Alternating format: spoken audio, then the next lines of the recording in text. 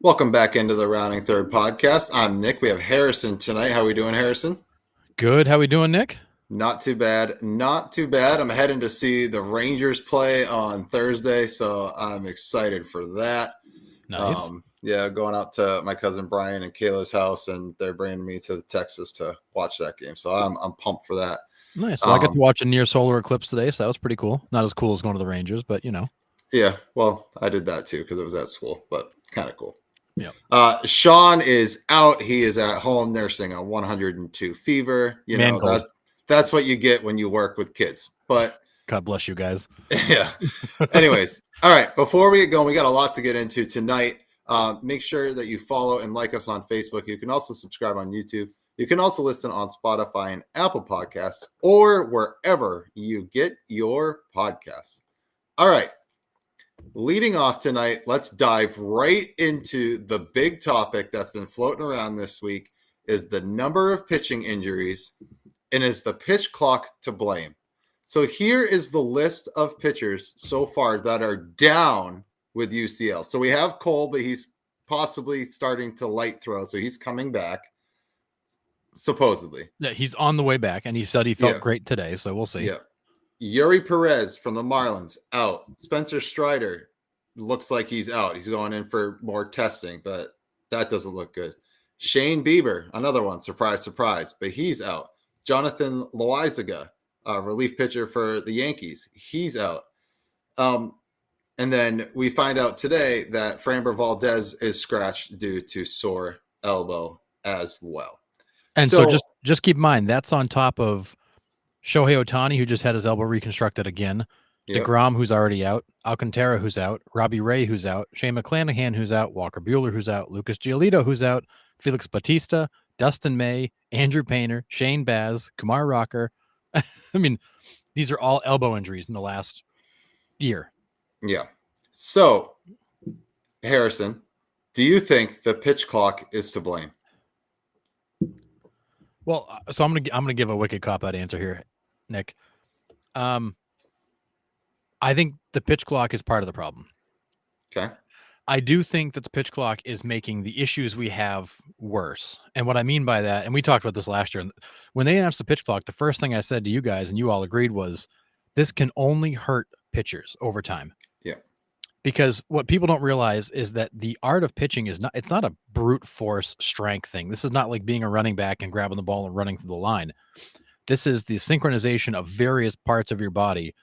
And when you get tired, your form gets a little sloppy. You start to strain parts of your arm that you're not supposed to, and injuries can occur. So as pitchers get tired and they get sloppy, they get hurt, typically, is what you see. So I do believe the pitch clock is a contributing factor to the injuries. I think guys are working fast, and you can see it. You can see guys when they get in these deep innings, they're falling apart out there. They get 20 pitches deep, and they're gasping for air. In many cases, you're having mound visits to try to give them a second to cool off because the location just goes away. Or they do the faux, like, oh, my pitch calm doesn't work. Yeah, right. They're finding ways to stall, because they're gassed. You're just absolutely gassed. And we saw Alek Manoah never adjust to it. He couldn't get into a rhythm.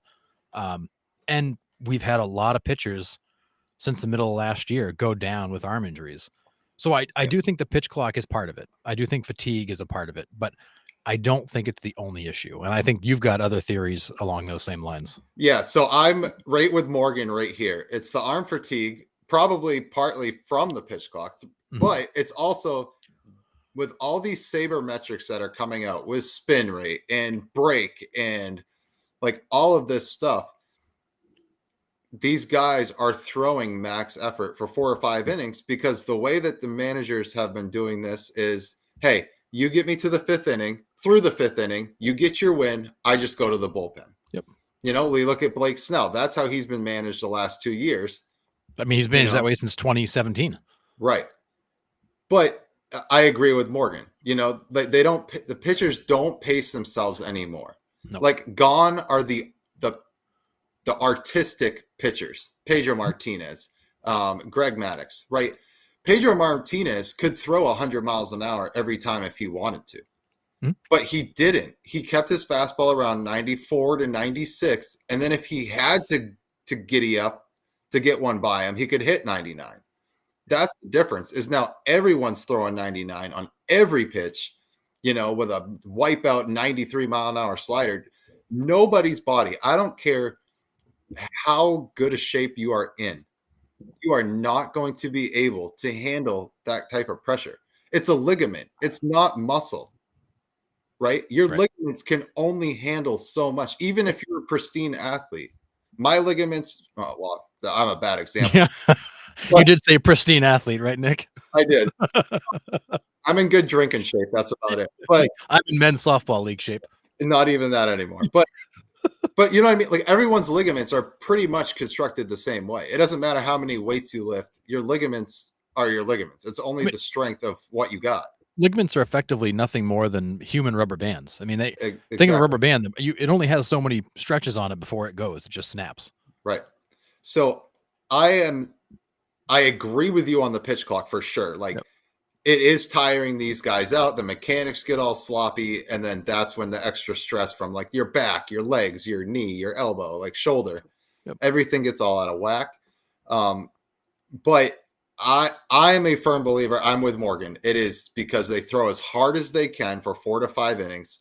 And they don't pace themselves. So they are throwing max effort, 5 innings, putting all this strain on their elbow. I mean, you see freeze frames of these guys, and their arm is like, it looks like it should snap off. Like it's horrendous. The amount of whip on that elbow is horrendous in some cases. Yeah. And I think that's a big part of it. When these guys are going max effort every pitch, and you're exerting that much energy, and then you throw the pitch clock on top of it where there's no recovery. Now you're going max effort with sloppy mechanics. It's a recipe for disaster. And I heard a great example the other day on I think it was another podcast saying, Nolan Ryan pitched all those innings. Yeah, but Nolan Ryan's velocity range from 91 to 102. Right. He didn't throw 102 every pitch. Right. And I think your point about Pedro is perfect because what made Pedro so dangerous in the back of your mind as a hitter, you knew he had 99 in his back pocket. You didn't know when it was coming. Right. So he'd go 94, 94, 82 mile per hour changeup, 99 up and in to put you away. You never knew when it was coming.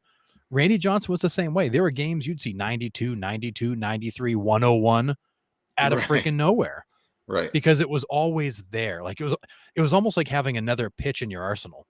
Yeah. When you could reach back for more. And now these guys are it's 98, 98, 99. It's just over and over and over again. And they're just not built to pitch that way. And there's no throwing program in the world that builds you up for that. Your body can just only take so much. Dude, Morgan, you're stealing all my points right here. You're right. Pitchers don't pitch anymore. They just throw. They don't set up and change speeds as much as they throw 101. And then a breaking ball that don't change the speed. Right. Brett Clemens would throw 99 and then the next at bat dials it down to 95 to throw the batters off. I was literally going to say that, right? They don't have to pitch. They're just throwers. They're chuckers. If I throw this 103 down the middle, I mean, yes, these major league hitters, a few of them are still going to square it up, but I'm going to get away with that more than if I miss a 94 down the middle. Yep. Right. But that's what throwers do. They're like, I'm just going to throw this as hard as you can. Go ahead and hit it. Yeah. Instead of changing speeds and pitching. And the hard part too is there's so much value now put on velocity because everybody throws 98.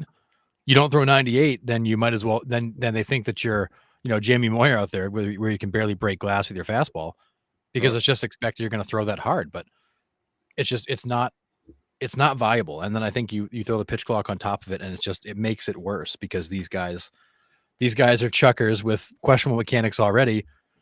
And they're just getting worse. And you look at a guy like Strider. Strider's built like an absolute ox. You're not going to have a pitcher that's in better physical condition to pitch than Spencer Strider. Yeah. The guy has the legs of a linebacker.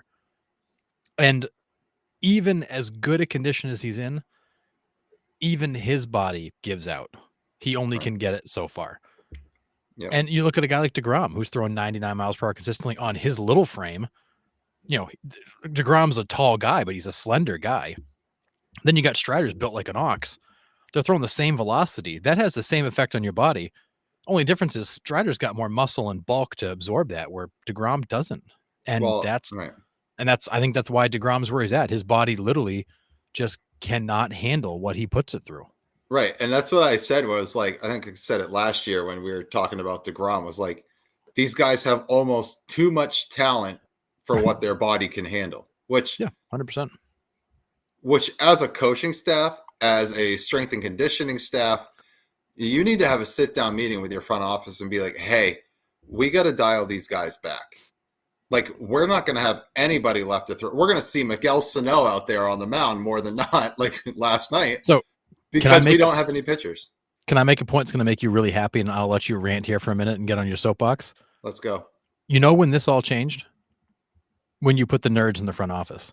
So when you took baseball people out of the front office that understood strength, conditioning, pliability, developing arms, and just replaced them with stat nerds who said, yeah 102, 102, 100, just keep throwing 102. That's when the entire program shifted. Yeah, Moneyball has hurt baseball. The Red Sox for years developed arms. They had they would develop arms, and guys like Pedro didn't get hurt. Like these guys, they pitched all season. Now you look at all the injuries that have come up. You look at the Yankees who get everybody hurt. The Red Sox who have struggled to keep some of their pitchers on the field. You know, you've got Kenley Jansen who's off and on hurt. You've got like you just go through this whole rotation. When you took baseball people out of the front office and put in your stat nerds, that's when the program shifted away from let's put baseball players out there to let's find guys that can do a certain thing because we think that's really valuable. Yep. I mean, and Morgan brings up Steven Strasburg. I mean, it's a sad story. It's all of the above. I could talk about this for a while, but just because he's tried to retire, the Nationals have put him through the ringer. Hopefully he's finally retired. The Nationals are giving him what he needs because that guy literally ruined his career to get him. Like, right. It's silly. The guy can't lift his arm above his shoulder because he put the team on his back in 19 and brought you a world championship, and you're going to put the guy through hell. I just don't get that. But yeah, again, it's another arm issue, right? Another guy that threw close to 100 miles an hour, gave it literally all he had, and is now paying for it now. Well, people want to blame him for it too. Like, oh, Strasburg, he really fizzled out. He had that run. Well, no, he didn't fizzle out. The dude pitched way too many innings when he was already sore to bring a World Series to Washington. I mean, I don't blame him for that. And it was almost like they were prepping him for it because they're like, hey, we're going to shut you down till August. Then we'll pick you back up. And then, you like did that. I don't even know how many years they did, early in his career. Like he saw not a lot of innings because they wanted to save his arm. Right. For 2019, and then he blows it out for you, and then you treat him like that. But I mean, just to bring it back to the overall point, though, like something does need to change. Yep.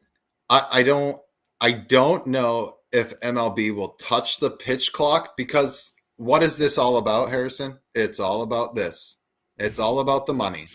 That's all Major League Baseball cares about. At the end of the day, don't forget that this is a business and owners are in it to make money.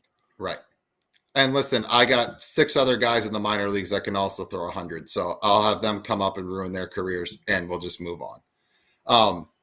I don't know how you fix this other than changing the mentality of your pitching staff and their approach to pitching. Andrew Bailey for the Red Sox. Now, I will be the first to admit this. I have been shitting on the Red Sox since, the offseason last year. Like, I love them. I really do. But they've gotten off to a hot start. And I think Morgan says fix it by playing basketball. Andrew Bailey's approach early on, we have seen our guys throw a lot more off-speed pitches than we have in the past. Like, it looks like this pitching staff is actually pitching instead of throwing. I don't know if you've noticed that the first couple series for the Red Sox, but their approach on the mound has been completely different than what I've seen in the past. Well, I think the approach has been different. Yes. I also think it helps that you've faced 3 of the worst offenses in baseball. Agree. Agreed. that to get started. But no, not to take away from the fact that these are major league hitters and they're getting guys out. I do think the pitching has been better than expected to start the season. I do think starting off with weak lineups has helped, but last year this rotation doesn't get through 7-3. They're probably 5-5. So they're definitely showing improvement from where they were. And I think that a lot of that, I think, is approach. We talked about it last year. These pitchers would just nibble and nibble and nibble and get into bad counts. These guys are going at people. And what's interesting is they're going for contact. Right. And that's the other piece in all this too, that I think we mentioned, but without mentioning it, is with the arm injuries. Pitchers don't pitch to contact anymore. They pitch for Ks. Yeah. When you can sink the ball and move the ball, contact is your friend. If you can have a 6-pitch inning, all of a sudden you're in the 7th inning and you're at 80 pitches and you're feeling a lot better than in the 5th inning with 100 because you got 3 walks and 7 Ks. Yeah. These guys are pitching. They're pitching to contact. They're not getting it. There's not a ton of hard contact. Helps the lineup stink. But at the same time, like, they're aggressive in the zone and they're making guys swing the bat, which I think is way different than they've done in the past. Yeah. I can't tell you how many games I've watched, like, other than the Red Sox too, where the pitchers are, up around 85, 90 pitches in the 5th. And it's like brutal. Yeah, it is. Like, and you're right. Like, I think the whole mentality of pitching has completely changed. It is, here's my best stuff. I'm going to throw it down the middle and see if you can hit it. It's all max effort. It's leading to all these arms. I mean, we just listed off 10, 11, 12 guys. Yeah. I mean, top of the line guys. These are not just like guys. These are like, you've half of your top 25 pitchers right now are out. Yeah. I just saw there was a betting line. A guy had Spencer Strider and Bieber to win the Cy Young this year. He's like, Bieber made 2 starts with a sore elbow, had 20 strikeouts, and then has a UCL problem. I mean, imagine if that dude was healthy. Yeah. I mean, I don't know how you, like I said, I don't know how you go about fixing this unless you change the mindset of how to attack hitters. Yeah. That's really the only way. You have to go back to baseball.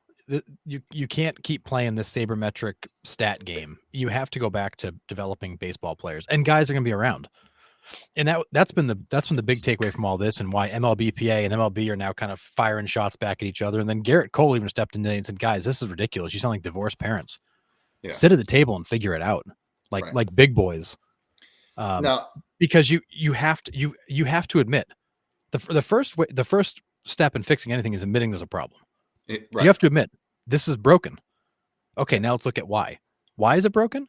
Well, because we're asking guys to come in and do something that is detrimental to their long-term health for a short-term gain for us. So we're effectively we're taking pitchers and we're just exhausting them. It's like mining. We're taking them as we're extracting all the resources and then leaving the shell behind. And when you're done, you're done. We'll just go find another one because we can find a bunch of guys that can throw 100 because they're around. And when they're done in 3 years, we'll find another one. You've made pitchers disposable. And as a pitcher, that probably doesn't feel very good right now to see all your contemporaries going down with these big elbow injuries. Because in some cases, these guys are going to be out 6 months, a year.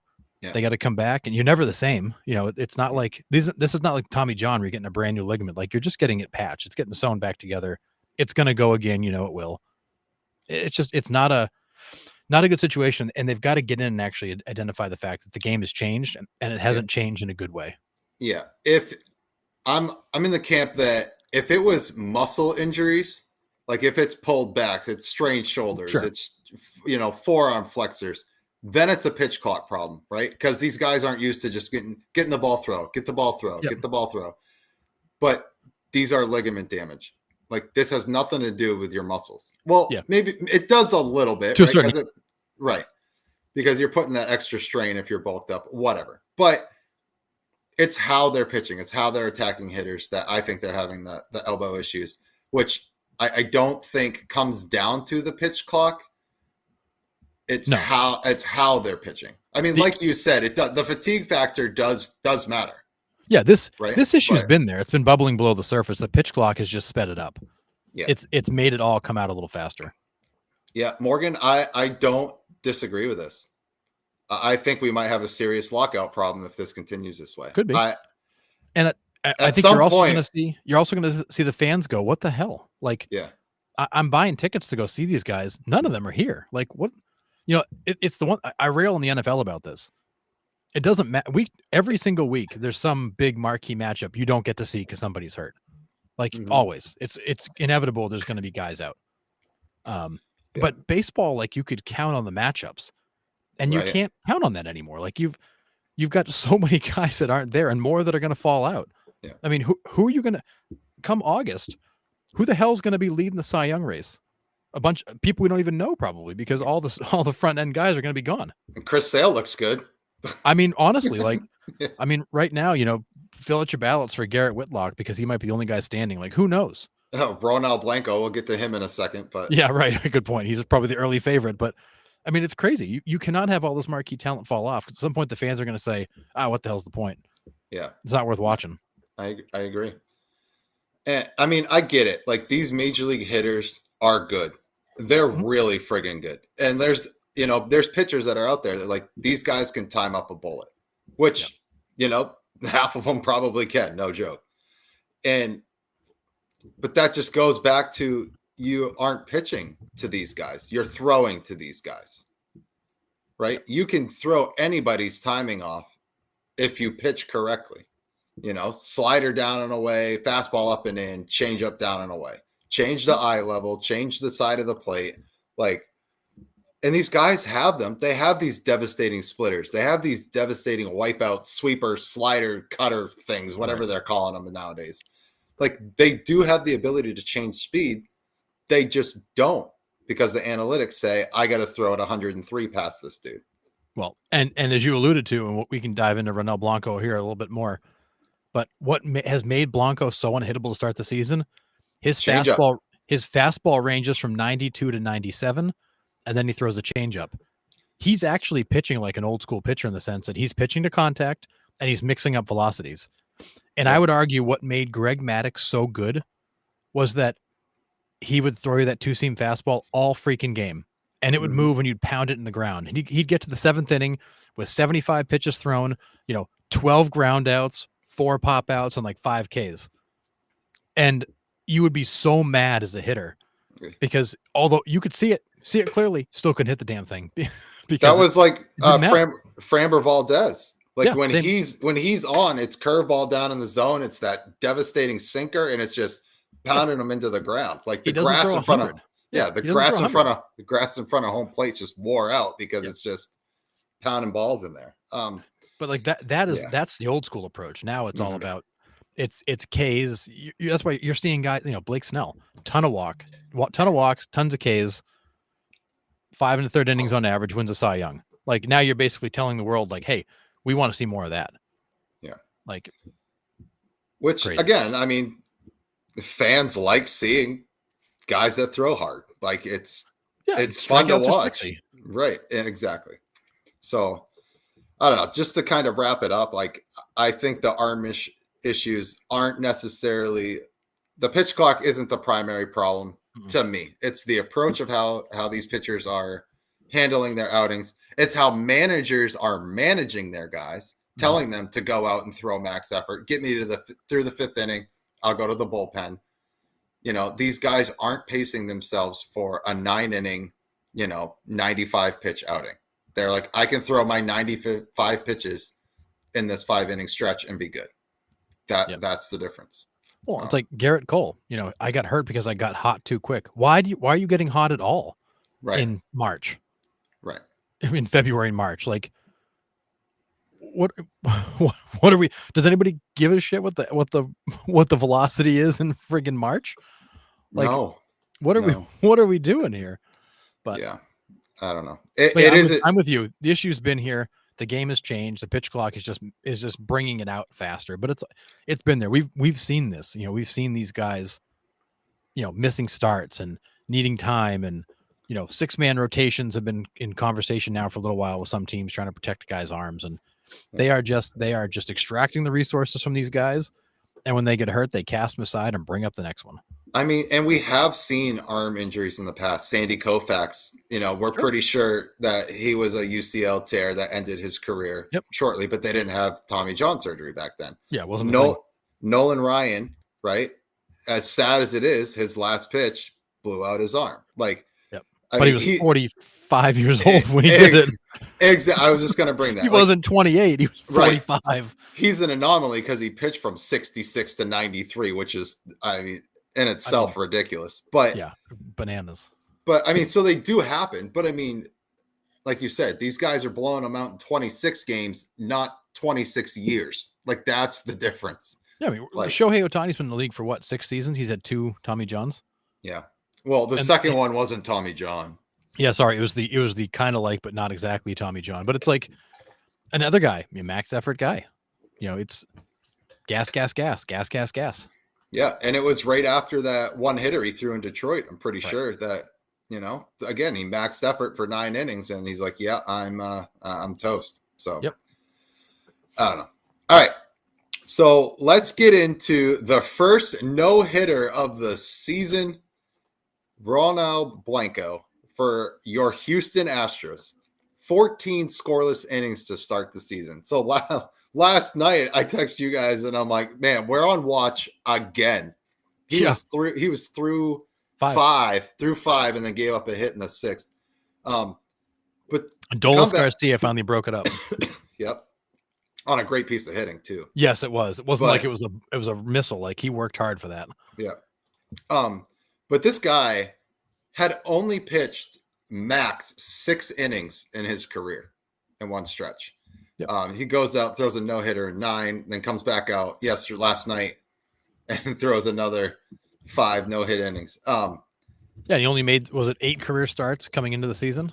Yeah, and 6 innings being his max max innings per the game. I mean, this is a 30-year-old guy that has been trying to find a home for a while. His story is actually really cool. He was playing men's league in Mexico, and then got signed, and he was like working at a car wash. He got signed to late at like 22, and he's pitching now. I mean, it's a great story. But to come back to your point about him actually pitching, is if you saw the no hitter, I think they said he threw something close to 40% changeups.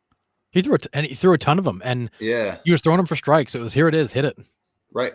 But that's the thing, right? Like, when you're throwing that many changeups, you don't know what's coming. Is it hard? Is it soft? I have no idea. You're guessing at that point. It's a good changeup too. It's a really good changeup. So his changeup doesn't, they were talking about it last night. His changeup doesn't really fade because he stays on top of it. Yep. So it even looks more like a fastball coming in, and it's just 12 miles an hour slower. Yeah. It looks like dead red all the way until you go to swing and it ain't there. It just hasn't gotten there yet. Yeah. He's got great stuff. I can't wait to see his next outing. Like, I'm interested to see what he brings, but, yeah, I mean, 14 scoreless innings to start the season is pretty remarkable. It's the most since 1961, I think, is what it was. So, yeah, and I think what's most impressive for me about his no hitter is that he went all 9. He only threw 105 pitches. It wasn't like he threw 125 to get there. It was 105 in 9 innings, which I mean, that's Blake Snell 5 1/3. He's 100 pitches. So he used every pitch he had. He just pounded the strike zone, the zone. Tons of contact, a lot of weak contact, but it was like an old school outing. It was, I'm gonna be aggressive in the zone. I'm gonna throw you strikes. I'm gonna mix up the speeds and locations, and if you can hit it. But if you can't, you can't. And they couldn't. Yeah. And in many, he didn't fall behind in a lot of counts, and in many cases, the hitters were almost surprised. It was strike 1, strike 2, and then it was like, oh crap! Like, I'm already in an 0-2 hole, and I'm not used to being here. Right. The only 2 players to reach base, it wasn't even players, but George Springer walked twice, and those were the only base runners to reach. So in the first inning and like the 8th inning, otherwise there was nothing. Yeah. So I mean, it was remarkable. It was awesome because we're sitting here last year. I think we threw out a question, was like, are we ever going to see a no hitter again? Again, coming back to the pitching approach. Yeah, nobody goes that long. Because we were like, oh, this is going to be a combined no hitter. But I mean, he kept his pitch count down. That's what he kind of ran into trouble last night, was his pitch count was a little high around the 5th. I think he was already up at like 77, 78 pitches. But yeah, I mean, 105 in 9 innings that's a pretty good number. And the other part too is that he no hit the Blue Jays, and then he went 5 no hit innings against the Rangers. It wasn't like he no hit the White Sox and Athletics. Mm-hmm. Like, these are good lineups. These are really good lineups that he kept completely subdued. And honestly, and we'll get to it later, he's the only bright spot for the Astros so far this year. They're a mess. They are a mess. Yes, they are. So, all right, to kind of wrap up, leading off here, some other injuries around the league. Josh Young, fractured wrist. Luis Robert out 6 to 8 weeks with a hip flexor. And surprise, surprise, Eloy Jimenez is back on the IL with an adductor strain. Not really surprised there. A pinky nail. Yeah. I mean, honestly, I'm more shocked when he's not on the IL than when he is. Facts. I mean, Yohan Moncada's probably going soon too. I mean, it's just a matter of time before they all drop. Yep. Yeah, another great point by Morgan. Star pitchers are only lasting 3 to 4 years, 10 years. 10-year starters are becoming outliers. It's true that the peak is very high, and all the way around it's very low. Yeah. These guys, they ramp up, they have a few years of peak activity, and then they fall off the back end, and typically are gone soon after. Yeah. And then the devastating injury to Red Sox Nation here was Trevor Story's. He dove for a ball in the hole. It was like a soft liner. He tried to get over there, and the way he had his left arm extended, the way he landed, it just completely popped his shoulder out. It was ugly. So we have gotten how many games out of Trevor Story since the contract signed? I don't know, 6? Half a season. Like half a season so far. I mean, it's a freak injury. It's a baseball play, right? That seems harmless as it happens and you could see it on Devers' face as soon as he hit and started screaming. He knew. Yeah. He knew what it was. Yeah. That reaction by Devers, you're just like, you knew. Like, he must have heard it pop, or I'm sure he did, and probably heard Story scream when it did. I mean, it couldn't have felt good, and it wasn't quiet. But I think that a lot of people are like, well, Story's made of glass. Yeah, maybe he's not the sturdiest guy out there, but he's also a guy who goes hard a lot. Yep. He's not afraid to throw his body around to make a play.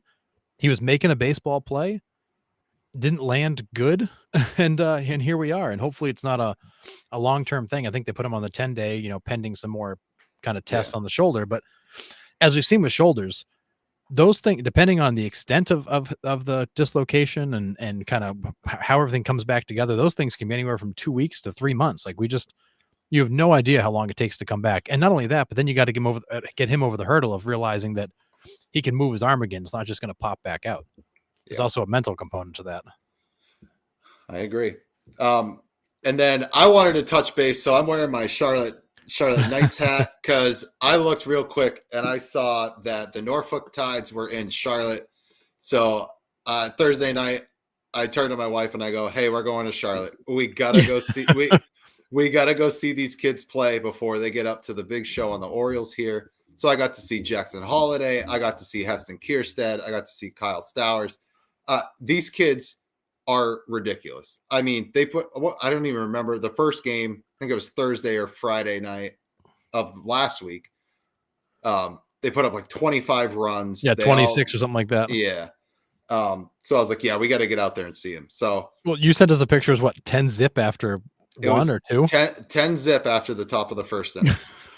And I was like, this is crazy. And then all of a sudden it was 10-10, and I'm like, what the hell happened? Yeah, Charlotte Knights can hit a little bit, but they can't pitch, which is the story of the White Sox. But I was going to say, it seems like that's happening at the big club too. Yeah.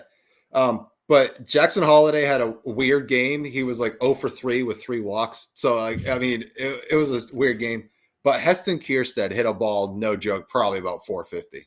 He turned and hit a 3-run shot that landed on the street, like out of the Charlotte Knights Stadium. He hits big daddy home runs. They're not cheap. And then Kyle Stowers also homered in that first inning for them. Stowers also hits big boy home runs. But man, it was fun to go over there and watch them play. Pretty cool. I'm convinced if you put that Norfolk Tides team in the AL Central, they'd win it. Probably. Yeah. Like that is so much major league ready talent. It's not even funny. Yeah, it's nuts. They have some other guys in there too that can absolutely rake. Kierstead's got 6 home runs already. The season started a week and a half ago. It's stupid. But if you ever get a chance to go to a Charlotte Knights game, the stadium's really cool. Like the is concourse downtown, right next to Bank of America Stadium. The Okay. the concourse is on street level, and the field is sunk down in, and then the So like Washington. Yeah, and then the Charlotte skyline is like right behind center field. Cool. It's pretty sweet ballpark. But yeah, I just had to get over there and see them before, they were in Baltimore. But yeah, because honestly, they should all be there now if there's a spot for them. Yeah, it was awesome. So that's so cool. I love minor league baseball, especially when you got top level talent like that coming through the system. Yeah. And there's not a bad seat in a minor league stadium either. So it's great. Not one. So, all right. Harrison's going to take this all right next segment. So over and underperforming teams so far.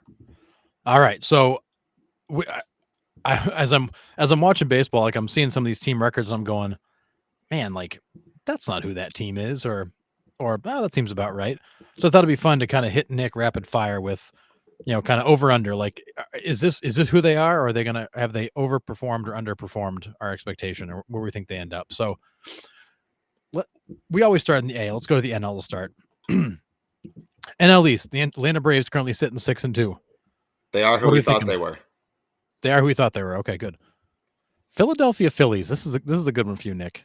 They're 4-5 right now. They got a -8 run differential. I think it's under, right? You've had your starters go around twice. Yep. Almost twice, and you're 4-5. It's not where the Phillies want to be. Okay. Mets 3-6, -13 run differential.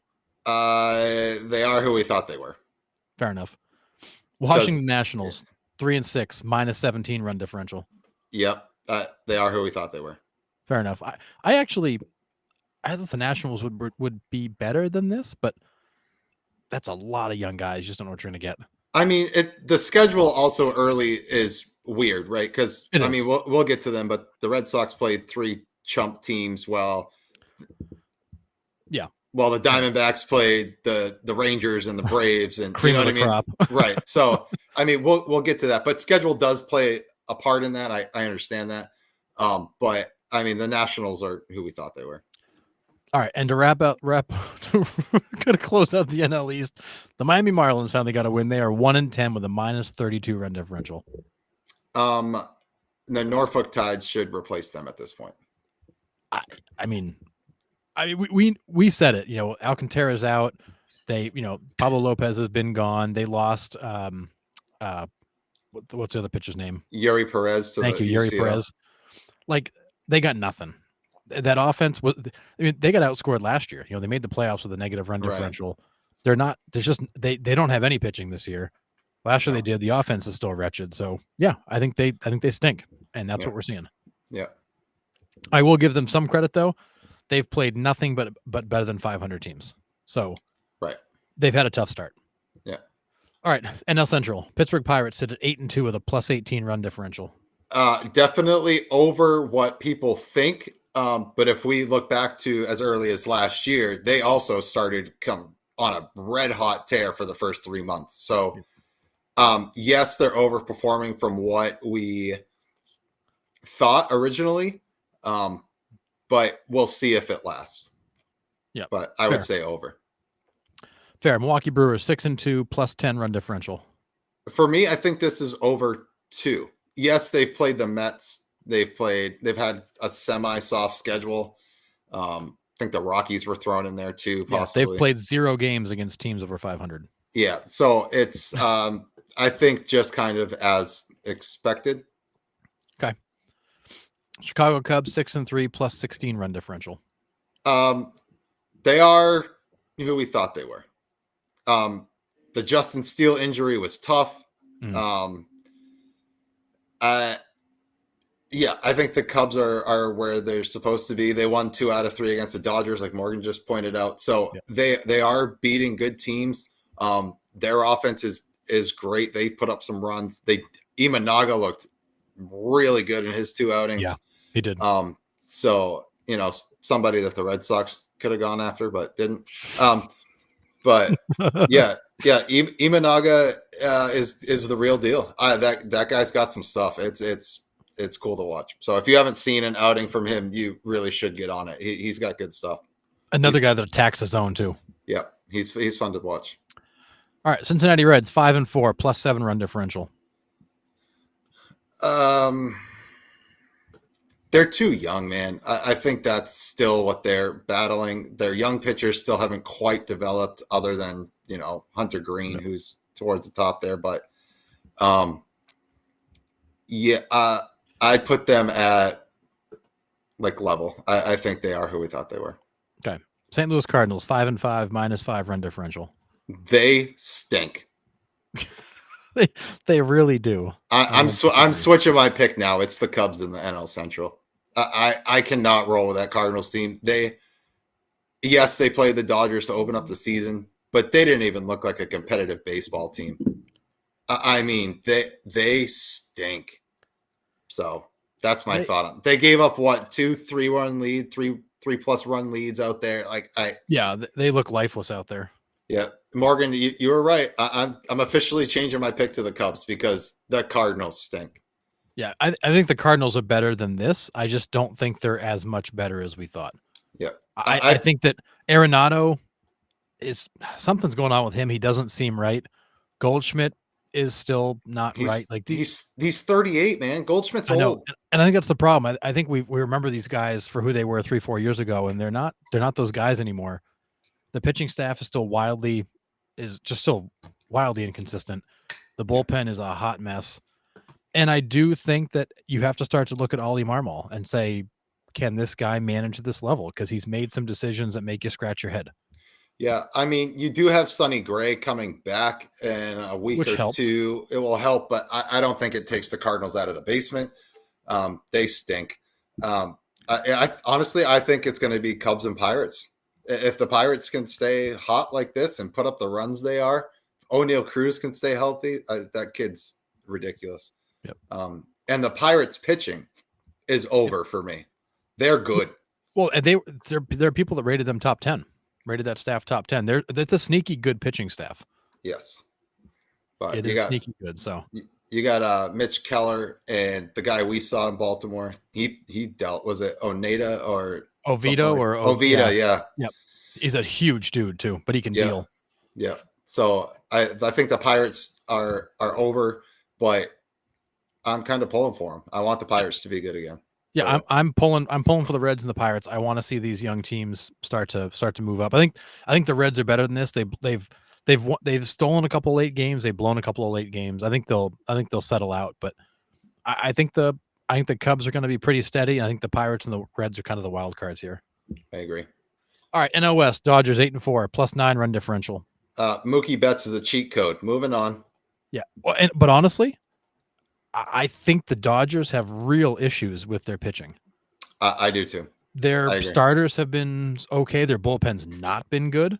Bobby Miller's good, but I think the Dodgers have some problems. They're going to score a boatload of runs because Mookie Betts is a cheat code, but Mookie Betts also can't hit 600 with 5 home runs every week. So Morgan says at worst they should be 11-1. Nice. All right, so they're underperforming. Yeah. All right. San Diego Padres are 5-7 0 differential. I got nothing with them. I kind of don't care. I find myself kind of indifferent to the Padres. I think they're a 500 ball club, maybe a little bit better. Yeah. A lot of talent, no performance. And they should be. So I'm going to go with under because the talent they have, they should be towards the top. Yep. And yeah. Yep. Agreed. All right. Diamondbacks 4-6 +16 run differential. So this is a homer pick for me. They are underachieving, but they have had other than the Rockies, have gone through the Rangers and the Braves. They are 1-5 against teams over 500. That's what hurts. Is they gave up a 5-run lead to the Braves the other night. That one hurts. That was a tough one. The Yankees pretty much had their way with them too. Yeah, but that team can flat out mash, man. I mean, 1 through 9. Perdomo's injury really hurts a little bit. Puts a hole in that 9 hole. They're getting some pitchers back. Sewald and Erod come back, so they'll get better there. Montgomery's going to start next week, I think. Does he have a date yet? I haven't seen the date, but I've heard it's tentatively it's next week or the week after. Okay. And yeah, Morgan, you're right. It's a World Series hangover. Give it to me in June to get the rhythm back. I tend to agree with that. Yeah, I agree. But I mean, they have a lot of young guys going out, like Hunter Henry's not Hunter Henry. His last name's Henry. He pitches. He's a left-handed pitcher for them. Very young. Yeah. I know you're talking about. Yeah, Brandon Pfaadt's out there, dealing. But he's young too. So those guys are only going to develop. The lineup's going to put up runs. I mean, they're ridiculous. Yep. And they're still fun to watch. They just had tough games against the Rangers and the Braves for sure. Yeah, they had a tough schedule to open it up. All right. So Giants are also 4-6, minus 12 run differential. Minus 12 differential kind of surprises me a little bit there, but not really. I think it's a lot of new players in that organization still trying to find their footing, with Soler and Chapman and, Snell's just getting in there a little bit late. I think the Giants will be okay, but at this moment they're underperforming. Okay. And the Colorado Rockies, 2-8, minus 34 run differential. Overperforming. Yeah. Next. They still play baseball in Colorado? Anyways. But they've had a kind of a tough one to open up. They've had a gauntlet schedule, yeah. They're 1-5. Just like the Diamondbacks, they're 1-5 against over 500 teams. They've played most of the games against good teams. I mean, their ace Kyle Freeland gave up 14 runs in the second inning to the Diamondbacks. I mean, that's your ace. That's not a deep team. Eek. Not a deep team. No. All right. To the AL East, New York Yankees 9-2, plus 17 run differential. They've played 0 teams over 500 for the record. I agree, but I think they are who we thought they were. That lineup can mash. It's going to be interesting to see as the season goes on how their pitching holds up because they don't have any at this moment other than Stroman, and Rodon looks okay. Cortez looks okay. Garrett Cole and a bunch of okay guys. But I mean, I did see the Yankees against the Diamondbacks. I did watch every inning of that series. It was a good series, but they took 2 out of 3. So I mean, I don't think the Diamondbacks finish under 500. So I know right now they're an under 500 team. True. But they won't be. I think those were 2 quality wins for the Yankees. I picked them to win the AL East because I think the Orioles are going to have a hangover, as we'll get to in a second. But I think they are who we thought they were because that lineup's going to put up 12 runs a game. Oh, I agree. I think Juan Soto was built for New York. He looks really good there and fits right in. So, all right. Red Sox 7-3, plus 26 run differential, giving up the second fewest runs in all of baseball. They're overperforming from where I had them to start. Yeah, Seattle, Oakland, and Anaheim of Los Angeles of California. Those are your 3 series. Is it hard to start on the West Coast? Absolutely. Oh, for sure. Absolutely. But I think it's over for them. I don't think they've played exceptional baseball and they've gotten away with it, if that makes sense. Yeah, no, I think they've played good enough to beat. I put it this way: the Red Sox have beaten the teams they're supposed to beat. Yes, and that's what you're supposed to do with this balanced schedule. Yep. So, but I think at this moment they're overachieving. Fair, and I would agree. I think the Red Sox are not this good. I think they might be a little bit better than we thought, but they're still maybe an 84 win team. They're not. This is not a legit playoff contender yet. No, I agree. All right, Baltimore Orioles 5-4, and just to step back a little bit. So the Yankees' projected win-loss record based on stats right now, they're 9-2. They're expected to be 7-4, so they've kind of gotten away with some stuff too. Orioles 5-4, plus 15 run differential. Underperforming. Yeah, they've played nothing but over 500 teams. And they blew a game last night, a bad one. Gunnar Henderson threw away a game-ending double play. Yeah, 2. That was bad. So that was a bad loss. They're underperforming, and I think they'll be okay. Yep. But they got to figure some stuff out. Fair. All right, Rays 5-5, minus 9 run differential. This is who the Rays are, except for last April when they went like 32-0. I think the Rays are going to be a 500 ball club. Without McClanahan, without who's anchoring that staff right now? Zach Eflin. Pretty I much. I mean, mean, yeah, that's who your ace I technically would be. yeah, I think the Rays are who we thought they were. Yeah, I mean, and I actually thought the Rays would be a wild card team. I can't tell what to make of them. What they look good one night, they look like crap the next. And you can't count them out. They're always there. They are. So They're like pesky as it's hell. yeah, it's They they are pesky. yeah. And then the Blue Jays 4-6 minus 17 run differential. They've scored the like fifth fewest runs in the American League. I want to say that they're underperforming, but they've underperformed for so long that it's like it's to the point where it's like they are who we thought they were. It's almost like at some point you've got to accept that like this just might be who they are. Yeah, I think that's where I'm at with the Blue Jays, and it's sad. It really is. You got two top premier players in the league just stashed away in Toronto, just losing ball games. It's hard. It's tough. It's really not. It's not pretty, and they're not playing pretty baseball either. It's ugly. Yeah. All right, AL Central, Cleveland Guardians 8-2 plus 36 run differential. They've given up the fewest runs in baseball. Over. I guess. I mean, with a team that doesn't played nothing but crap. Yeah, but I mean, with a team that doesn't have a lot of slug. No, they don't. They're sure putting runs on the board. So, yep. I mean, and if they play like they have, when they got to the ALCS, which is what this team seems to be doing at this moment, is not allowing runs and just scrapping runs together. And they could be there at the top. So it's over, but it doesn't surprise me. Jose Ramirez is such a leader in that clubhouse and on that team that it doesn't surprise me they are where they are. Yeah, I mean, they've played Oakland, Seattle, Minnesota, and Chicago. I mean, not a gauntlet schedule. No. But... Yeah. All right. Detroit Tigers 6-3 plus 1 run differential. Well, I'll go with Sean's camp on this. Is he picked them to win the AL Central? I think they are where we thought they were, towards the top of the AL Central. Yeah, I think it's going to be the Tigers and the Royals are going to run this thing to the end. So to jump on the next one, Kansas City Royals 6-4 plus 19 run differential. They've given up the third fewest runs in baseball. I'm gonna say overachieving because they're the Royals. I mean, yes, we picked them to do very well this year, but since their World Series run, the Royals have been a joke. You know, you get Bobby Witt Jr. back, and he is a legitimate that kid MVP candidate stud. That kid's unreal. And they have some guys in that lineup that can absolutely mash too. So they're overachieving, but I think they finish close to the wild card, if not in a wild card spot this year. Yeah, and I think like we talked about last week as we watched the Royals against the Orioles during the pod, I think the Tigers and the Royals are going to live in the margins.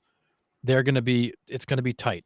Games are going to be close. They're going to always be kind of that one mistake away from falling out of a game. Yeah. How many times they can prevent that mistake will determine where they go. But I would say the Royals are off to a good start. They've had a tougher schedule than the Tigers, and they're neck and neck with them.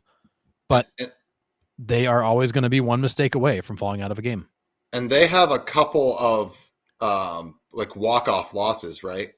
They do. They've got a walk-off win and 2 walk-off losses. So that kind of hurts. That tells you as a team, it's like, hey, we got to figure out the back end of our bullpen. Yeah, because so the Tigers are 6-3. Expected record is 5-4. The Royals are 6-4. Expected record is 7-3. Yeah, because they literally threw a game away. Yeah. So all right. Yeah. Minnesota Twins 3-4 -5 run differential. Under. I have them winning because they're the Minnesota Twins. They always win the AL Central somehow.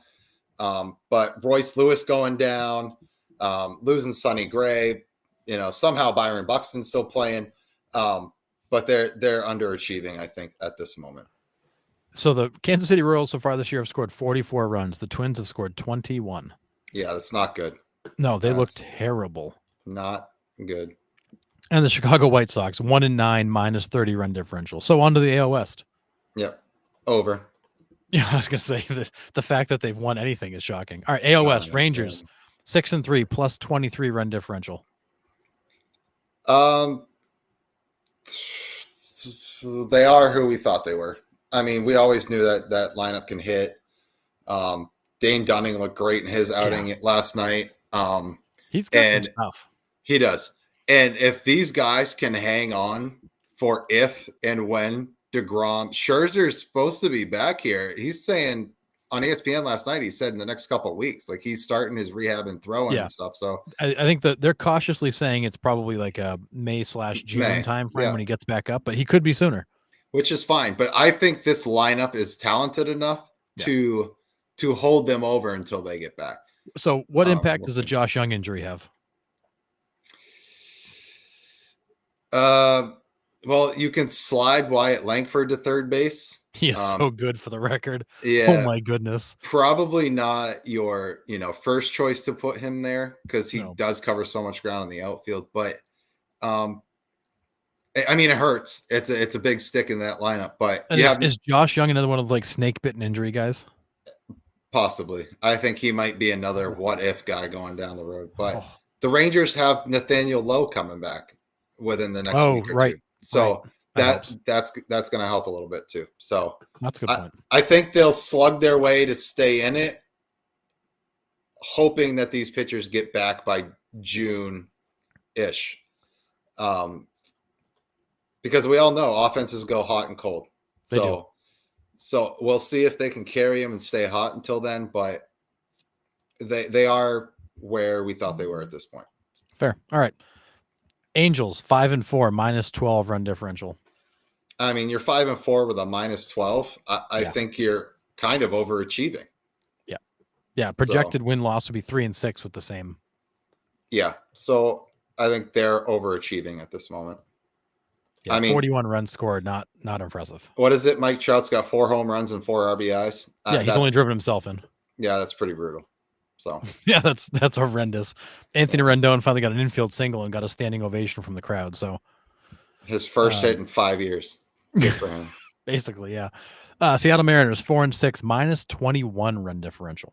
Way under. Their pitching's good. Their pitching's really good. Pitching might be some of the best in baseball, and they've given up 52 runs. I mean, you're giving up 5 runs a start or 5 runs a game right now. That's yikes. Yeah, they're way on. Their offense can't hit water if they fell out of a boat. No, it's horrendous. That is the most offensively challenged team we've seen in a long time. Yeah, not good. Houston Astros 3-7, -4 run differential. Way under. Yeah, I don't know what to make of this team. I mean, other than Blanco, they've had 0 bright spots, and they just look lost. They can't pitch in clutch situations. They can't hit with runners in scoring position, and they can't make plays with guys on base. Like, I don't know what to make of this team. Yeah, Alvarez looks like he has found his swing. Finally, he had a missile the other night. Holy cow! Yeah, he had 2 home run games. 2 home. Oh, that's right. That's right. So, I mean, if that guy gets into a groove, like, who knows? Like, Astros could take off, but Kyle Tucker is really not hitting that well. No, he's done nothing to start. So yeah, they're way under. All right, and last but not least, or I should say last and least, the Oakland Athletics 3-7, -20 run differential. Hey, at least you're not the Rockies. Yeah, they are who we thought they were. We'll get into the A's in a few minutes because we have a conspiracy theory that Morgan threw out to us that we read and I find pretty interesting. So Morgan apparently wears his tinfoil hat more often than we do. Hey, I love it, man. Like, me too. I'm all for it. I'm here for it. Bring it. But I will say the Oakland Athletics have played nothing but good teams to start the season. And I mean, are they a good team? No, but they've at least kind of held their own against good teams. They have a couple of bullpen arms in there that I'm like, oh, okay. I'm like, all right. They're not quite the doormat they were last year, but they're not a lot better. No, but they are who we thought they were. So all right, Nick, before we close this out, what is your one biggest surprise to start the season? We're 10-ish games in. What's the biggest shock to you? Biggest shock. It's a toss-up for me. I think it's the Astros being so bad and the Red Sox getting off to the start that they did. Yeah, I think it's a toss-up between those two. I mean, the Astros don't look competitive. That's kind of a shock to me. Yeah. And then the Red Sox actually looking like an okay baseball team. Yep. They're finding ways to win. Is it ugly some nights? Absolutely. But you see some flashes of good things. Tyler O'Neill has put a spark in that lineup. Until he gets hurt in a month. Yeah. Rafaela playing center for them. Rafaela, to me, has been he's not a surprise, but to see him every day, I mean, he is Jackie Bradley Jr. with a bat. Yeah, absolutely. So I think those two for me, and then kind of to bring up the beginning of the show, the elbow injuries.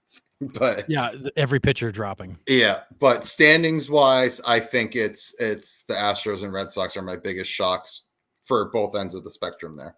Yep. I'll say my biggest surprise so far this year has been the Philadelphia Phillies.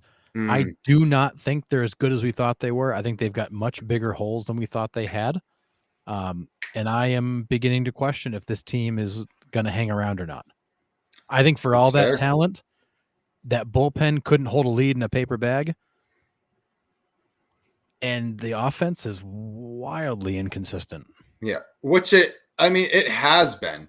And then it just seems like in September they'd let's turn it on and score 30 runs a game. I feel like in the past, like when they got a lead, they didn't give it up. I feel like every night when they get a lead, they give it up. They've got to scratch and claw to get it back. Like I think they have problems. And I had said in the offseason they needed Josh Hader. They needed that stopper at the back of their bullpen. They don't have it. Imagine having Alvarado, Sir Anthony Dominguez, and then Josh Hader to close out your games. No one would score after the sixth. Yeah, it's a 6-inning game. God, man. Yeah, I agree. I am questioning if the Phillies are as good as we thought they were, because I think they do have real problems. Yeah. So, all right. Some things to wrap up here. And since we were talking about the Oakland A's, we'll jump into that one real quick. And if Morgan's still listening, let me find my tinfoil hat real quick. Hang on. He can chime into this. So, Morgan I love this, by the way. Morgan, thank you. Yeah. Morgan sent us this article, a couple articles that was actually pretty cool. So, there's this organization or this business outside of Oakland Coliseum called the Last Dive Bar. And they have been very active in the community, giving back. They've donated thousands and thousands of dollars. And the players, for support, started wearing these bracelets for this organization. And as we're coming to find out, as a conspiracy theory here, we don't know if there's truth to it or not, but it's one time it's a coincidence, 3 times we're like, yeah, okay. Right. Brent Rooker was wearing a bracelet to support this organization, benched. That was your only all-star representative last year. Yep. Estuary Ruiz sent down to AAA to work on left-handed hitting. Okay. He had the highest OPS on the team, pitching. I think, when he got sent down. And then Pache traded to the Phillies. Now, these are arguably 3 of your top players in your organization, all going somewhere because it's an anti-ownership theory here. I don't really know what to think of it because it's the Oakland Athletics. Everything's in fair is in. That's what I'm saying. Everything's on the table here. Yep. Anything's possible. If it was one guy, I'd be like, okay, whatever. But you bench your all-star, you bench your all-star. I don't care what kind of skid he's in. You don't bench your all-star. No. The goal is still to put your best lineup on the field, right? You send a guy that stole close to 70 bases last year down to AAA. What? No. No. And then your very top prospect, just boom, we'll just send him to the Phillies, call it a day. Now, yeah, and you got like a bag of balls and a 6-pack to be named later in the deal. Like, you didn't get anything back. Right. And it's just interesting that, that they're supporting this organization that was raising money for the fans in the community. And the owner's like, oh, no. We can't have that. Bye. Benched. See ya. It's interesting. The Oakland A's are a freaking mess. They're an embarrassment to MLB. The owner's an embarrassment. I can't deal with them right now. It really is an utter embarrassment, and I hate it for Major League Baseball. As much as they have on their plate, I hate this even more. Well, I do. it's a situation that's kind of gotten out of control. So this owner doesn't want to be in Oakland. He's made that very clear. I mean, and we'll jump right to it too. They walked away from the negotiation with Oakland. They've signed a lease now to go play in Sacramento. Sacramento is going to come and play in Oakland to fill in the stadium so they can make room for them. Oakland, I am convinced this owner, his plan all along was to get the hell out of Oakland.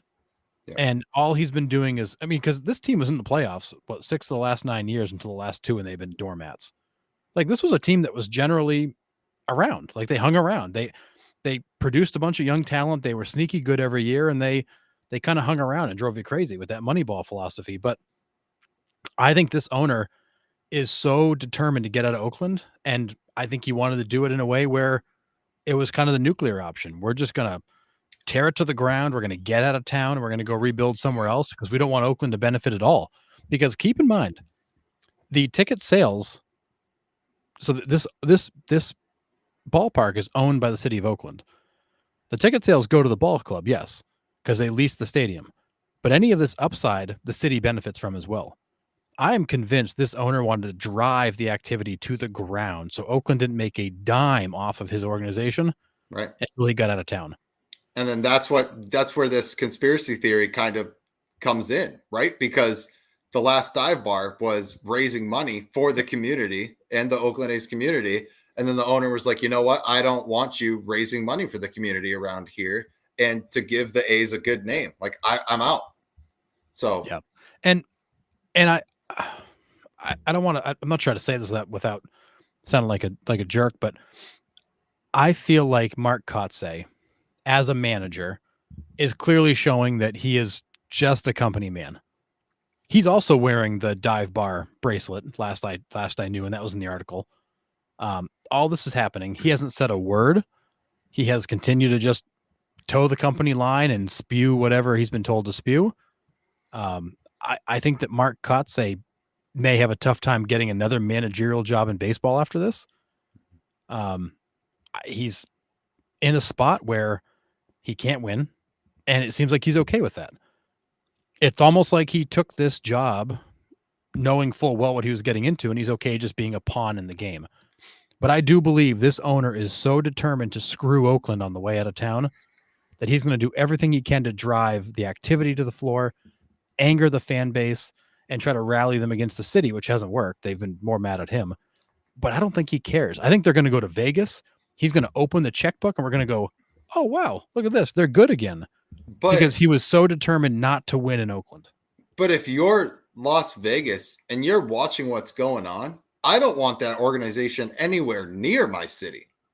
I don't want him near my city. You ain't sorry, dude. You ain't moving here. If I'm Vegas and I have kind of I have an agreement in place where he's going to actually invest in the team to make this not a joke. How can you trust that though? How can you trust that?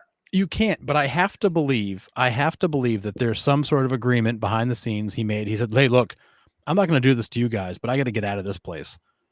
Because everybody else, if every other team hadn't left Oakland with a bad taste in their mouth, I'd say, okay, like it's him. But everybody else has left Oakland because it was so hard to work with that city. Yeah. And I'm not saying what he's doing is right, but I think he's so convinced to just basically shove it to Oakland that he's going to drive this thing to the ground, get out of town, and then open the checkbook and be like, hey, I was always going to build a winner here. I just wasn't going to build it for you guys because I want no part of what you guys are doing. Yeah. I mean, I definitely agree with that. But it's like elementary school playground nonsense, but oh, for sure. But I will say, if he goes to Oakland and doesn't win, and it continues this sort of circus. You mean Vegas? Yeah, I'm sorry. If he goes to Vegas and doesn't win and continues this circus, MLB at some point's got to step in and be like, dude, you need to sell the team and get out of here. See, that's why if I'm Las Vegas, I'm saying, you know what? I don't want any part of this, dude. MLB has been talking about expansion for 5-6 years now. Just give me a brand new expansion team. Don't give me that circus. Just give me a brand new expansion team. They can move to Salt Lake City or Cheyenne, Wyoming, wherever this guy wants to set up shop. But I want an expansion team. I don't want him moving here. I wouldn't want to take that risk for him to. The way he is leaving Oakland is embarrassing. and disrespectful. I mean, all the adjectives you can think of.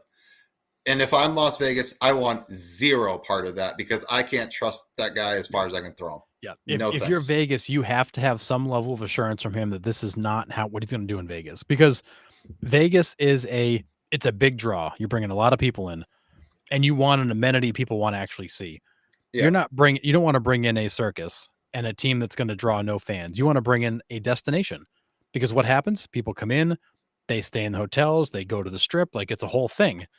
You want to add that to your entertainment, kind of options. But if they suck, nobody's going to want to go see them. So adding them makes no sense. Yeah. So if I'm Vegas, I want some level of assurance from him that this is not a game I'm going to keep playing. And if I am, if I don't have that, I don't want you to come, because I don't want this circus here. Yeah.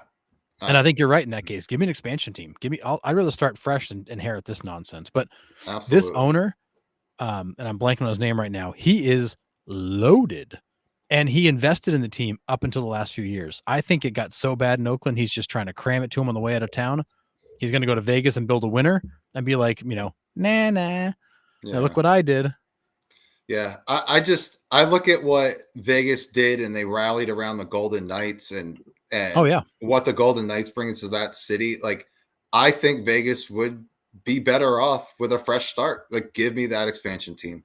I don't want any part of that mess in that circus, because if Vegas does something that he doesn't like, who's to say he's not going to do the same thing? Yeah. And I do believe in all this, that MLB has kind of brokered this move to Vegas for the Oakland Athletics. I think MLB saw how bad it was and the fact that it was only going to get worse, and said, hey, Vegas, like, you're next up for a team. How about you take this one? We'll make it work for you. We'll give you some assurances. We'll make sure it's not a circus. But like, we can't give an expansion team, but we can give you these guys. Like, can you work with us here? And I feel like MLB helped kind of put that deal together, realizing how bad it was in Oakland. And I do think that the other teams that have left Oakland probably helped MLB with that by sharing just kind of how bad they thought it was. Because the general consensus is the Warriors absolutely hated being there, and had all kinds of problems with Oakland, as well as the Raiders. And, the Raiders, it's funny how the Raiders left Oakland for Vegas, and the A's are going to leave Oakland for Vegas. And I don't know. If I put my tinfoil hat on for a minute, Sean and I like to do that every so often. I feel like this is a natural progression to get baseball at Oakland and put it in Vegas, like you've done with the NFL. Okay. I mean, it's fair. Either way, no matter how it pans out, it's going to be messy. It already is beyond messy. It's already a disaster. It's a public relations nightmare for everybody. Yeah. So But I think you're right. The Athletics need to clean up this circus. You can't bring that to Vegas. Mm-mm. Now when you go to Sacramento next year, you need to actually show people that you're not a joke. Like, hey, I'm out of Oakland. I can now not be a joke anymore. But if you continue to do the same stupid stuff and send guys down send Esteury Ruiz down to work on his on-base activity when he's leading the team in OPS, like, come on, don't piss on my leg and tell me it's raining. Like, I know what's going on here. Right. Like, dude, you need to show that you're not a sideshow. And until you do that, I don't think anybody's got any reason to believe anything you say. No. So the deal is finalized with Sacramento 25 through 27 with an option for 28, depending on where they are in the Vegas move. Ballparks can get delayed, and who knows?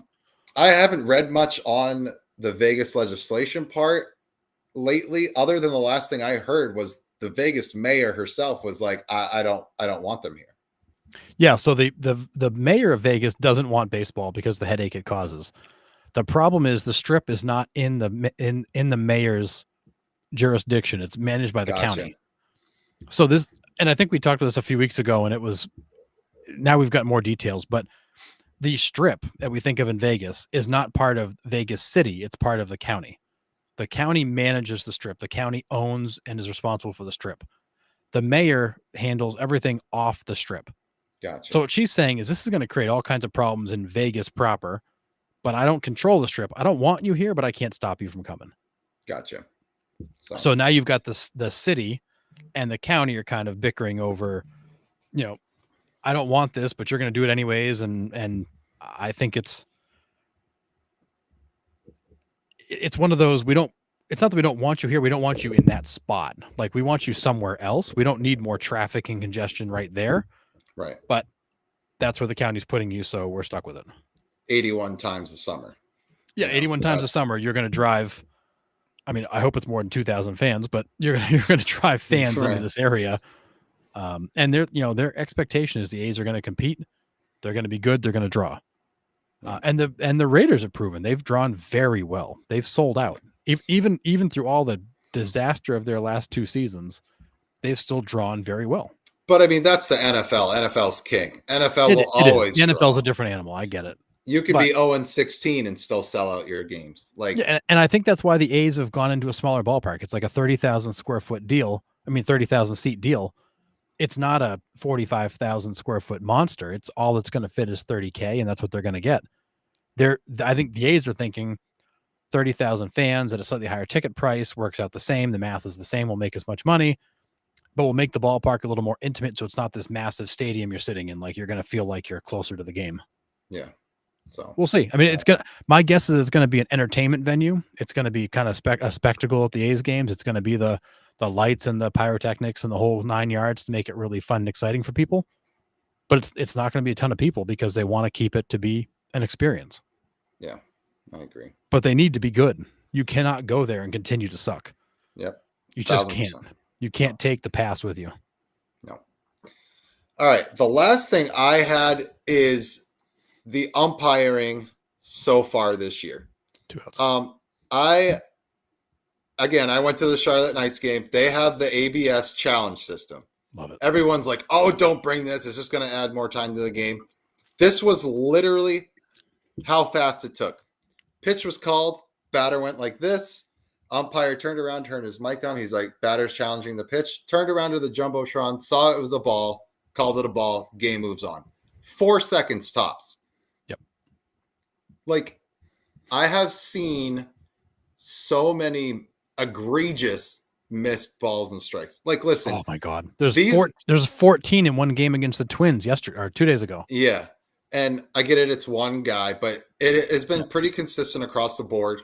And I understand that there's a lot of couch umpires out there because we get to see where the ball crosses the plate. The K zone changed it all. It does. Umpires don't have a magical box that they can look into. But my thing is going back to the pitchers. These guys are throwing so hard with so much movement that it is nearly impossible to get 100% correct. Yeah. These guys are just like, okay, did that slider clip the front of the strike zone and end up 6 inches outside? It could. That's how much the balls move. It's crazy the amount of movement and the velocity comes in at. Yeah, like I wouldn't want to sit back there and try to figure out balls and strikes. Hell no. I would. No I joke. love that umpire camera. Like that, Nick, that umpire camera they give you during some of the telecasts. Like if you can actually like watch that and tell me where that pitch ended up, I'd be impressed because I can't do it. No. And I mean, it's probably different like live, but totally. But when you see that thing come in with the movement and speed it does, I mean, good luck. No. Like when I had my ACL tear, I umpired some of our fall league inter squad games, and that was tough enough. And I was D3 baseball. Like, and I'm just like, I'm good with this. Like, it's hard. Like it is hard. And I have all the respect for the umpires, but there's a lot of couch umpires out there, but they're only that good because they have the box. I say it's all these K zone umpires are like, oh, that's a strike, duh. Yeah. So, well, yeah. If they drew a really nice box and you had to throw the pitches through it on the field, yeah, that'd be really easy. We could all do it. Right. But I think the ABS needs to come to Major League Baseball. I don't think it's going to because the umpires' egos and the umpire union. I think it would take a lot to get the ABS in there. But I mean, I saw 7 pitch challenges. I counted them during my game, and 7 in one game. 7 in one game. So each team gets 3, and you retain it if you get it correct. So if you have 3, if you lose all 3, you're done. You can't challenge anymore. Right. Okay. But if you win it, you just keep retaining them. So you're not going to challenge questionable stuff. You're going to challenge stuff that is egregious. You think you can clearly win. Right. So I liked it. It added it didn't interrupt the flow of the game at all. I mean, it was literally like I saw the catcher do it, and I saw the batter do it. Each one took 4 seconds. I mean, it adds 30 seconds to a game. Okay. Yeah, there's one in AAA yesterday or the day before where the same thing. Pitch came in just off the zone, called a ball, catcher tap 4 or 5 seconds later they see the replay, called strike 3, game over. Yep, It didn't change things at all. Nope. I love it. I don't think we'll see it, just like I said, because of the union and because of umpires' egos. But I wouldn't mind seeing it because these are egregious. I don't mind the borderline ones. Borderline ones are hard. They're there. And as a batter, I mean, you get 2 strikes, man, swing the bat. Well, that's the thing. I mean, these guys love to just like sit there and watch and, kind of nibble around. And it just like we were always taught, if it's close, swing the bat. If you don't want to get called on a strike, swing the bat. Yeah. So the Reds just beat the Brewers 10-8. Yeah. Yeah. Elly De La Cruz had an inside the Parker. Yeah, he's a weapon. 14.7 seconds it took home to home. Get out. That's what I think I saw.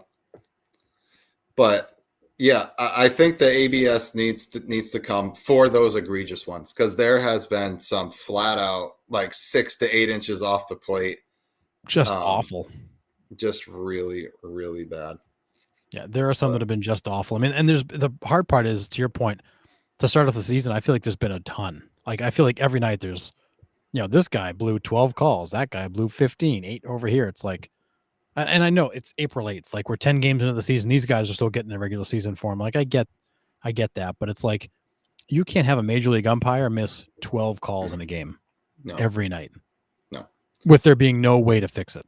And everyone's like, oh, well, he missed 9 for the Astros and only 3 for the Rangers. Well, that's just sometimes how it works out. Like, yeah, you're not going to blow calls.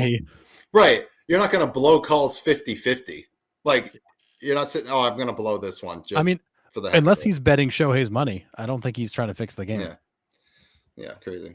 Yeah, so Elly hit a home run off the top of the batter's eye, 450 feet, and then inside the park home run, 14.96 seconds. Jesus. This guy is a freak. Crazy. You go 450, then 14.96 around all 4 bases. I mean, crazy. You couldn't drive a car around the bases that fast. That dude, he is a cheetah. Yeah, crazy. I would love to see him and Tyreek Hill get run for it. Yeah, right. Be insane. But I will say, like ML, the umpires have okayed the release of these like report cards that show how they did. Like, wouldn't you want a way to fix that? Like, hey, if I missed it because clearly the report card says I missed some, I'd like to fix it. Like, how do I make it right? Absolutely, I would for sure, but I don't know. We'll see if it happens. I like it in the minor league game. It doesn't change the game at all, and it's called how it should be. So I'm a component for it. So we'll see what happens. You can replay a safe call at first or third or home, but you can't fix a ball or a strike, which can be equally important. Yeah, absolutely. All right. That's all I had. Do you have anything else to add this week? No, it was a lot of the pitchers' issues. There's an article I thought I saw that I was trying to pull back up, but I'm not seeing it now. So no, I think I'm good. That's it. All right. Well, thanks for tuning in and thanks for watching. Thanks for commenting.